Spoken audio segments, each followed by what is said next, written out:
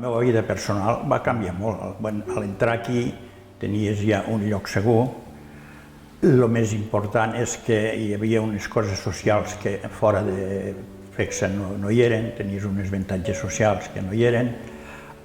Fora de la vida laboral normal de Tremp, vacances no se'n coneixia, aquí ja es feia vacances.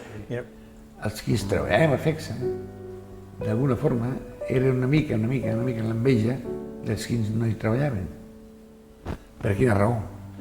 Perquè era un lloc segur, era un lloc que cada mes se cobrava i era un lloc que el tenies a prop de casa.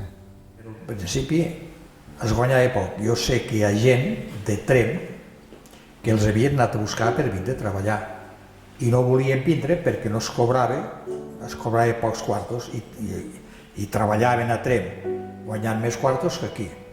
Però això va donar un volt molt important al cap d'uns anys o el que sigui, amb la qual la cosa es va pujar una bestialitat. I llavors tenim moltes avantatges, moltes. La primera vegada que vaig entrar, que vaig estar al taller, el primer dia, era al setembre, i clar, jo estava acostumat a plegar a la 1 i a les 3 tornar-hi, a fora d'aquí, i aquí es plegava a les 5 a la tarda, a les 5 i pico, després hi havia el sol. Vaig veure que em quedava sol al taller. I què deu passar aquí, què deu passar, collons, que s'havien preparat tots ja per plegar i jo em semblava que havia d'enganxar llavors. Dic, no pot ser això. Vaig quedar allà sol.